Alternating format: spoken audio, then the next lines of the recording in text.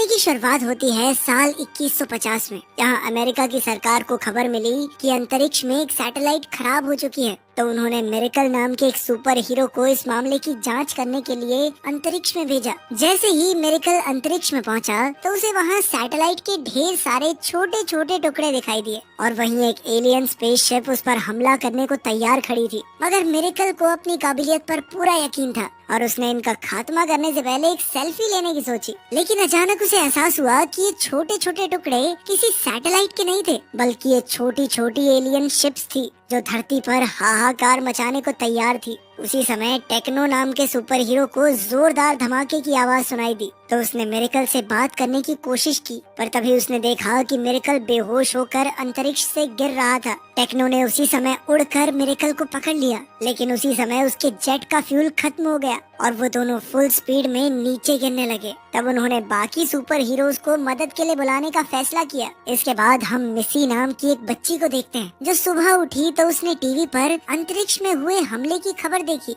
असल में उसके पिता मार्को हीरोइक्स ग्रुप के लीडर थे। अब मिसी ने उन्हें इस युद्ध में लड़ने से साफ मना कर दिया। दरअसल मिसी की मां के जाने के बाद मार्को ने अपनी बेटी से वादा किया था कि अब वो किसी युद्ध में हिस्सा नहीं लेगा, बल्कि सिर्फ हेडक्वार्टर्स में रहकर अपना काम करेगा। मार्को ने फिर से मिसी से यही वादा किया और उसे स्कूल छोड़ने के बाद हीरोइक्स हेडक्वार्टर में पहुंचा। वहाँ की डायरेक्टर मिसेस ग्रेनाडा ये फैसला करने वाली थी कि एलियंस का मुकाबला करने के लिए उन्हें किन हीरोज को भेजना चाहिए। उसने सोचा कि शार्क बॉय और लावा गर्ल इस काम के लिए सही रहेंगे, मगर जब मार्को ने बताया कि एलियंस की स्पेसशिप की तादाद उनकी सोच से बहुत ज्यादा है, तो ग्रेनाडा ने धरती के सभी सुपर हीरोज को एक साथ भेजने का फैसला किया। ग्रेनाडा चाहती थी कि मार्को भी इस टीम का हिस्सा बने, पर मार्को ने ऐसा करने से मना कर दिया, क्योंकि उसने अपनी बेटी से वादा जो किया था। मगर वो ये भी जानता था कि इस हालत में उसे अपनी नहीं बल्कि दुनिया की सुरक्षा के बारे में सोचना चाहिए। आखिरकार वो राजी हो गया और उसने अपनी खास कटाना निकाल ली। उधर स्कूल में कुछ लड़कियों ने पेड़ में फंसी बॉल निकालने के लिए मिसी की मदद मांगी। मिसी ने कहा कि मैं एक सुपर हीरो की बेटी जरूर हूँ, लेकिन मेरे पास कोई पावर नहीं है। खैर, उसकी सहेलियों के जाने के बाद दो लोग मिसी के पास आए और उसे जबरदस्ती अपनी गाड़ी में बैठाकर हीरोइक हेडक्वार्टर्स में ले आए। वहां पहुंचने पर मिसी की मुलाकात मिसेस ग्रेनाडा से हुई। ग्रेनाडा ने उसे बताया कि जब भी कोई सुपर हीरो किसी मिशन पर जाता है, तो उसके बच्चों को अंडरग्राउंड फोर्ट में सुरक्षित रखा जाता है, ताकि हीरो को अपने परिवार की कोई चिंता न हो। अब मिसी को भी वहां भेज दिया गया। मिसेस ग्रेनाडा ने सभी बच्चों को शांति बनाए रखने को कहा और वहां से चली गई। लेकिन उसके जाते ही सभी बच्चे रूल्स तोड़कर उधम मचाने लगे। तभी मिरेकल के बेटे व्हील्स ने मिसी को देखा, तो उसने मिसी को बाकी बच्चों के नाम और उनकी शक्तियों के बारे में बताया। ओजो नाम की एक लड़की के पास तस्वीर बनाने की पावर थी, कैपला के पास आवाज की अद्भुत शक्तियाँ थी और वाइल्ड कार्ड नाम के एक लड़के के पास तो दुनिया भर की सारी शक्तियाँ थी। बस वो उन पर काबू नहीं कर पाता था। कब कौन सी शक्ति काम करने लगे, इस पर उसका कोई जोर नहीं था।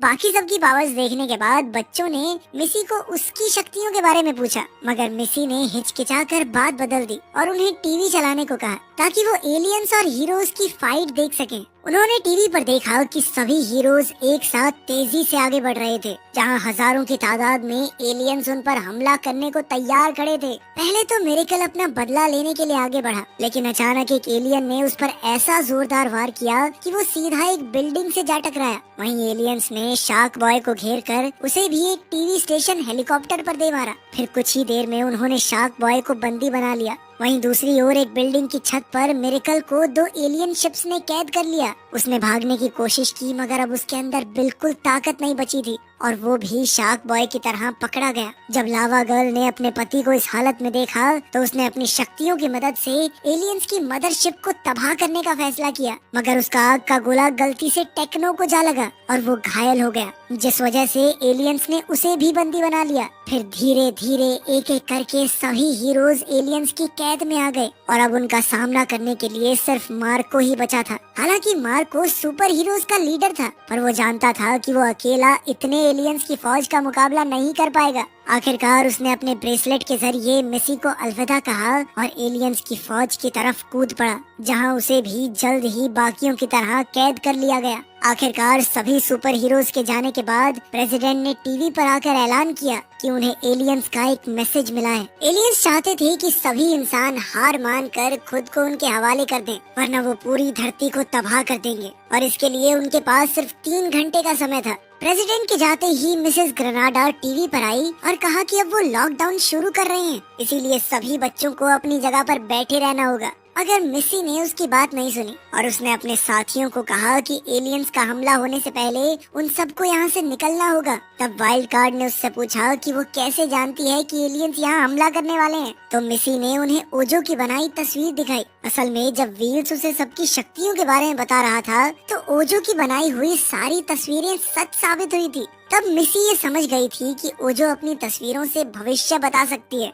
आखिरकार मिसी ने सबको दिखाया कि एलियंस वेंटिलेशन डक्ट के जरिए इस कमरे में घुसने वाले हैं, इसीलिए उन्हें जल्द से जल्द यहाँ से निकलना होगा। मगर वो लॉकडाउन में थे, इसलिए ये काम इतना आसान नहीं था। उन्होंने सोचा कि वो गार्ड्स को एलियन के हमले के बारे में बता देंगे, लेकिन गार्ड्स ने कुछ बच्चों की बातों पर यकीन कहाँ करना था। तब मिसी ने गप्पी को गार्ड्स से निपटने का जिम्मा दिया। असल में गप्पी शार्क बॉय और लावा गर्ल की बेटी थी और उसके पास जबरदस्त ताकत के साथ साथ बेहतरीन फाइटिंग स्किल्स भी थी। इसके अलावा वो पानी और बाकी लिक्विड्स को भी काबू कर सकती थी। गप्पी ने लगभग सारे गार्ड्स को चित कर दिया और आखिर में जो एक बचा था उसे नूडल्स ने अपनी इलास्टिक पावर से बेहोश कर दिया। फिर उन्होंने गार्ड्स का एक्सेस कार्ड ले लिया और इसी दौरान एक गार्ड ने उठकर इमरजेंसी बटन दबा दिया, जिससे सभी दरवाजों पर अपने आप ताले लग गए और हेडक्वार्टर्स में सबको खबर पहुंच गई। अब वो कुछ नहीं कर सकते थे और कुछ ही पलों में एलियंस पाइपलाइंस के जरिए वहां घुस आए और वाइल्ड कार्ड को पकड़ लिया। वाइल्ड कार्ड को बचाने के लिए मिसी ने रिवाइंड को समय में पीछे जाने को कहा और ऐसा करते ही व्हील्स ने सिक्योरिटी गार्ड को अलार्म बजाने से रोक दिया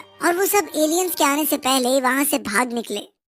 बाहर नूडल्स अपने शरीर को बड़ा करके एक आदमी जैसा बन गया, लेकिन जल्द ही बाकी बच्चे पहचाने गए और गार्ड्स ने बाहर जाने का दरवाजा बंद कर दिया। अब उनके पास भागने का कोई रास्ता नहीं था, तो वाइल्ड कार्ड ने छत के छेद की ओर इशारा किया। तब मिसी ने कैपला को अपनी धीमी आवाज का इस्तेमाल करने को कहा ताकि हेडक्वार्टर्स का स्टाफ हवा में उड़ने लगे। ऐसा करते ही सभी बच्चे इन लोगों को सीढ़ियां बनाकर छत पर पहुंच गए। फिर उन्होंने चुराए हुए एक्सेस कार्ड के जरिए केबल कार निकाली और जल्द ही बिल्डिंग से बाहर निकल गए। लेकिन बाहर जाते ही उन्होंने हेडक्वार्टर्स के कई एम्प्लॉइज को देखा जो उनका रास्ता रोके खड़े थे। अब उनसे बचने के लिए कैपला ने अपनी शक्तियों की मदद से केबल कार को हवा में उड़ा दिया, लेकिन अब वो तेजी से एक बिल्डिंग से टकराने वाले थे और कैपला केबल कार की दिशा भी नहीं बदल पा रही थी। तभी ऐन वक्त पर नूडल्स बाहर आया और एक पोल के साथ लटक कर केबल कार को घुमा दिया। फिर कुछ देर आगे बढ़ने के बाद कैपला को सांस लेने में परेशानी होने लगी, तो उन सब ने एक जगह छुपने का फैसला किया। तब मिसी ने आइडिया दिया कि उन्हें उसकी दादी अनीता के घर चले जाना चाहिए। वो सब वहाँ पहुँचने ही वाले थे कि अंत में कैपला की आवाज बिल्कुल बंद हो गई और वो तेजी से नीचे जाते हुए सीधा अनीता के गार्डन में जा गिरे।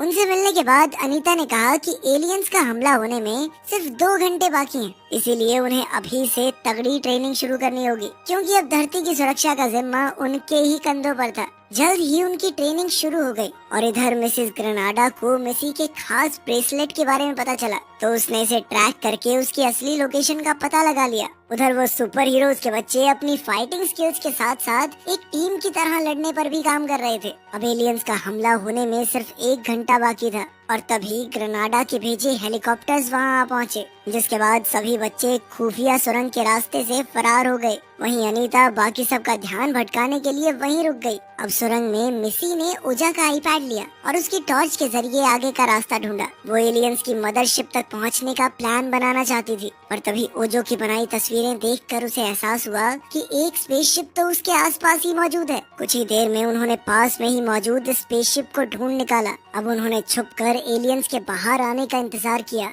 और फिर जल्दी से शिप की तरफ भागे, लेकिन इससे पहले कि वो शिप तक पहुंच पाते, एलियन को इस बात की भनक लग गई और वो अपनी स्पेसशिप की ओर भागा। वो एक बच्चे को पकड़ने ही वाला था कि ऐन वक्त पर नूडल्स ने अपनी बाजू लंबी करके उसे मौत के मुंह से बचाया। फिर एलियन के शिप तक पहुंचने से पहले ही वो दरवाजा बंद करके अंतरिक्ष की ओर निकल गए। कुछ समय का सफर तय करने के बाद वो मदरशिप में पहुंच गए और उन्होंने अपने माँ बाप को ढूंढने का फैसला किया। लेकिन जाने से पहले व्हील्स ने कहा कि मिसी के ब्रेसलेट पर एक ट्रैकर है और इसी के जरिए ग्रेनाडा को उनकी लोकेशन का पता चला था। अब उन्हें भी मार्को की लोकेशन का पता लगाना होगा। कुछ देर बाद अपने माँ बाप को ढूंढते हुए अचानक उन्हें जमीन के नीचे से कुछ अजीब सी आवाज सुनाई देने लगी। उसी पल अचानक से एलियंस जमीन तोड़कर उन पर हमला करने आ गए। सभी बच्चे घबराकर आगे दौड़े, जहाँ उन्हें एक दरवाजा मिला आखिरकार वो शिप के बीचों बीच जा पहुंचे थे जहाँ एक बड़ा सा पिरामिड मौजूद था। उन्होंने देखा कि यूएसए का प्रेसिडेंट वहाँ घूमते हुए कुछ और लोगों से एलियन के हमले की बातचीत कर रहा था। प्रेसिडेंट के जाने के बाद ग्रेनाडा उनके पीछे से बाहर आई और सभी बच्चों को उनकी बहादुरी की शाबाशी दी। ग्रेनाडा ने कहा कि उनके भागने के कुछ ही मिनटों बाद एलियंस ने हेडक्वार्टर्स पर हमला किया था। अगर वो भागते नहीं तो वो उसी वक्त पकड़े जाते। ये सुनकर सभी बच्चे काफी खुश हुए, पर तभी व्हील्स ने देखा कि ग्रेनाडा के शरीर के वाइटल्स आम इंसानों जैसे नहीं थे। साथ ही ओजो ने एक तस्वीर दिखाई जिसके मुताबिक ग्रेनाडा भी एक एलियन थी। उसी समय प्रेसिडेंट ने आकर ग्रेनाडा से कहा कि बच्चों को सच पता चल चुका है। तब ग्रेनाडा ने अपना असली रूप दिखाया और सभी बच्चों को गिरफ्तार करने का हुक्म दिया।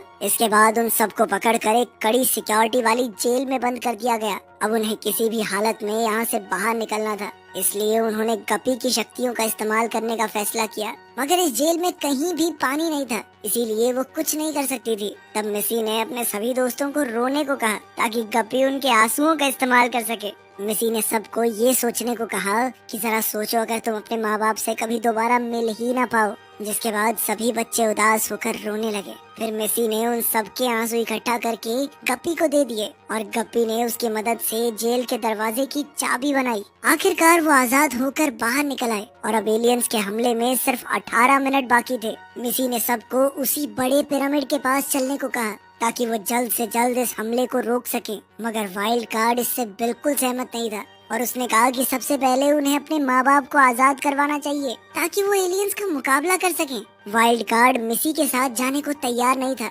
इसीलिए वो फेस मेकर को अपने साथ लेकर निकल पड़ा। फेस मेकर के पास किसी भी तरह का चेहरा बदलने की शक्ति थी। खैर थोड़ी दूर जाने के बाद वो एक कॉरिडोर में पहुंच गए और जल्द ही उनमें बहस शुरू हो गई, जिसके बाद वो दोनों अलग अलग रास्तों पर निकल पड़े। इधर ग्रेनाडा ने उन्हें कैमरा से लड़ते हुए देख लिया था और उसने वाइल्ड कार्ड को पकड़ने का फैसला किया क्योंकि उसका अपनी शक्तियों पर काबू नहीं था, यानी वो गलती से पूरी स्पेसशिप को भी तबाह कर सकता था। उधर वाइल्ड कार्ड अपनी अलग अलग शक्तियों से दरवाजे खोलने की कोशिश कर रहा था, पर जल्द ही ग्रेनाडा और उसके आदमियों ने उसे पकड़ लिया और उसे इंटेरोगेशन रूम में ले गए। वहीं दूसरी तरफ बाकी बच्चे शिप में पिरामिड ढूंढ रहे थे कि जल्द ही एलियंस ने उन्हें भी घेर लिया। पर फिर भी मिसी घबराई नहीं और उसने पूरे ग्रुप का लीडर बनकर उन्हें ऑर्डर्स दिए। सबसे पहले उसने कैपेला को ऊंची आवाज में गाने को कहा, जिससे एलियंस के कानों के पर्दे फट गए। पर फिर भी उन्होंने एक बच्चे को पकड़ लिया, जिसके बाद गप्पी ने अपना शार्क मोड एक्टिवेट कर दिया। अब वो ऐसे खतरनाक रूप में आ गई थी कि जो भी उसके सामने आए वो बच नहीं पाएगा। शार्क बॉय और लावा गर्ल की बेटी गप्पी ने अपनी इस खास ताकत से रिवाइंड को रिहा करवाया और कई एलियंस की हड्डी पसली एक कर दी। फिर जल्द ही व्हील्स ने अपनी व्हील चेयर को फुल स्पीड में करके नूडल्स को अपनी बाजू लंबी करने को कहा। इसके बाद वो खुद नूडल्स की बाजू पर लटक गया और उसकी व्हील चेयर तेजी से एलियंस से जा टकराई। खैर एलियंस फिर भी उठ खड़े हुए और उन्होंने अपनी लंबी बाजुओं की मदद से छत से जंजीरें निकालकर सभी बच्चों को गिरफ्तार कर लिया। अब रिवाइंड ने अपनी शक्तियों के जरिए समय में पीछे जाने की कोशिश की, लेकिन हथकड़ियों के कारण वो ऐसा कर नहीं सका। तब अपने भाई की मदद के लिए फॉरवर्ड ने अपनी शक्ति उसके साथ मिला दी और वो दोनों मिलकर समय में थोड़ा पीछे चले गए और इस बार नूडल्स ने छत से जंजीरें निकालकर एलियंस को ही बांध दिया। आखिरकार वो सब उसी बड़े से पिरामिड वाले कमरे में पहुंच गए, जहां से व्हील्स इस स्पेसशिप का सेंट्रल कंट्रोल रीप्रोग्राम करने वाला था। लेकिन इससे पहले कि वो कुछ भी कर पाता, अचानक से पिरामिड के चारों ओर एक अदृश्य सुरक्षा कवच बन गया ताकि वो उसके कंट्रोल सेंटर तक ना पहुंच सके। नूडल्स को समझ नहीं आया कि यहाँ पे तो कोई है ही नहीं, तो ये किसने किया। तब उसके पीछे से आवाज आई और ये कोई और नहीं बल्कि ओजो थी। फिर ये खुलासा होता है कि ओजो भी असल में एक एलियन थी। उधर ग्रेनाडा अपने आदमियों के साथ इंटेरोगेशन रूम में आई और वाइल्ड कार्ड से उसके ग्रुप के मिशन के बारे में पूछताछ करने लगी, लेकिन वाइल्ड कार्ड मुंह खोलने को राजी नहीं था। उसी समय लाउड स्पीकर से वाइल्ड कार्ड की आवाज आई और उसने कहा कि वो कमांड रूम में पहुंच चुका है।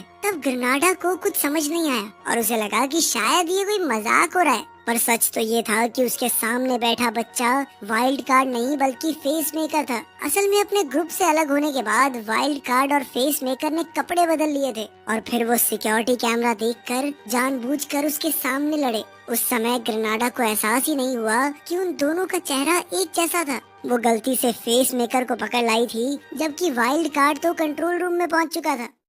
उधर ओजो को भी इस बारे में पता चला तो उसने पूछा कि उन्होंने ये प्लान कब बनाया। तब मिसी ने बताया कि जब वो उसकी दादी के घर की सुरंग से जा रहे थे तो उसने ओजो के आईपैड में देख लिया था कि ओजो भी एक एलियन है। उसने उसी पल ये सब वाइल्ड कार्ड को बताया और फिर उन्होंने मिलकर ये प्लान बनाया था। पृथ्वी पर हमला होने में अब सिर्फ 2 मिनट बाकी थे और वाइल्ड कार्ड ने कंट्रोल रूम से पिरामिड का सुरक्षा कवच हटा दिया ताकि वो इस हमले को रोक सकें। मगर ओजो ये हरगिज नहीं होने दे सकती थी, इसीलिए उसने अपना पेन निकाला और एलियंस की तस्वीर बनाने लगी। अचानक आईपैड की स्क्रीन से चीजें जिंदा होकर बाहर निकलने लगी तो मिसी और उसके साथी उनका डटकर मुकाबला करने के लिए तैयार हो गए। इधर व्हील्स टाइमर डीएक्टिवेट करने में लग गया, वहीं दूसरी ओर ग्रेनाडा और उसके आदमी कंट्रोल रूम में जा पहुंचे थे ताकि वो पिरामिड के ऊपर फिर से सुरक्षा कवच लगा सकें। मगर वाइल्ड कार्ड उनके सामने खड़ा था और उसने कहा कि वो ऐसा हरगिज नहीं होने देगा। तब ग्रेनाडा ने उससे पूछा कि वो ऐसा कैसे करेगा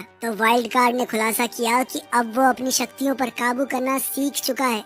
अब वाइल्ड कार्ड ने उड़कर एलियंस को बिजली के जोरदार झटके दिए और फिर ग्रेनाडा को बर्फ में कुल्फी की तरह जमा दिया। इधर पिरामिड के पास मिसी और उसकी टीम अलग अलग दिशाओं में फैल गई और मिसी ने गप्पी को पानी से निंजा स्टार्स बनाने को कहा। फिर मिसी ने नूडल्स को अपनी बाजुओं से गुलेल बनाने को कहा ताकि वो ओजो के बनाए हुए राक्षसों पर निंजा स्टार्स से हमला कर सकें। अब गप्पी के पास पानी खत्म हो चुका था तो व्हील्स ने बताया कि ये पिरामिड लिक्विड मेटल से बना है। तब गप्पी ने उसके इस्तेमाल से एक भयंकर शार्क बनाई जो एक ही बार में 2 राक्षसों को जिंदा चबा गई। मगर ओजो भी हार मानने वालों में से नहीं थी, इसीलिए उसने और राक्षस बनाने शुरू कर दिए। अब इनका मुकाबला करने के लिए मिसी ने नूडल्स को खाई के ऊपर एक रस्सी बनाने को कहा और खुद उस पर चलने लगी ताकि राक्षस उसके करीब आए। जैसे ही राक्षस रस्सी पर चढ़े तो मिसी ने नूडल्स को हाथ छोड़ने को कहा और वो खुद राक्षसों के साथ खाई में गिरने लगी। मगर ऐन वक्त पर नूडल्स की लंबी बाजू ने उसे पकड़कर ऊपर खींच लिया। आखिरकार सब सुरक्षित थे और फिर व्हील्स ने टाइमर बंद करने के लिए नूडल्स को एक सर्किट प्लेट दी और उसे पिरामिड के सबसे ऊपर मौजूद इग्निशन चेम्बर में लगाने को कहा। लेकिन ओजो ने उसे रोकने के लिए एक राक्षस की बाजू बनाकर उसके हाथ से सर्किट बोर्ड गिरा दिया और वो सीधा खाई में जा गिरा। तब नूडल्स ने अपनी लंबी बाजुओं के जरिए उसे पकड़ने की कोशिश की लेकिन आखिर तक उस तक पहुंच नहीं पाया। फिर एक लड़का उसे उठाने के लिए खुद खाई में कूद गया। इधर हमला शुरू होने में सिर्फ 40 सेकंड बाकी थे पर उस लड़के ने खाई में जाकर सर्किट उठा लिया। लेकिन अब उनके पास इस लड़के को वापस ऊपर लाने का तरीका नहीं था तो मिसी ने वाइल्ड कार्ड से बात की और उसे टेलीपोर्ट होकर वहां आने को कहा। कुछ ही पलों में वाइल्ड कार्ड वहां पहुंचकर उस लड़के को खाई से बाहर ले आया। आखिरकार ऐन वक्त पर नूडल्स ने चेम्बर में सर्किट लगा दी और उसी पल पूरी मदरशिप बुरी तरह हिलने लगी। अचानक पिरामिड के बीचों बीच एक छेद खुल गया और उसमें से उन सबके माँ बाप बाहर आए। बच्चों को कुछ समझ नहीं आ रहा था तो मिसी ने ओजो से पूछा। तब ओजो ने खुलासा किया कि ये पूरा एलियन हमला सिर्फ एक टेस्ट था ताकि वो ये देख सकें कि सभी बच्चे एक टीम में रहकर ढंग से रह पाएंगे कि नहीं। साथ ही ये उनके लिए एक ट्रेनिंग सेशन था ताकि वो भविष्य में हीरोज के तौर पर ऐसी मुश्किलों का सामना कर सकें। आखिरकार ओजो ने कहा कि वो सब टेस्ट में पास हो चुके हैं और फिर उसने मिसी और उसकी टीम के साथ मिलकर पूरी दुनिया में कमजोरों की मदद करने का फैसला किया। इसी डील के साथ खाई के ऊपर जमीन आ गई और अंत में सभी बच्चों ने खुशी खुशी अपने माँ बाप को गले लगा लिया। वीडियो पसंद आई तो लाइक कर देना, चैनल को सब्सक्राइब कर लेना। मिलते हैं अगली वीडियो में।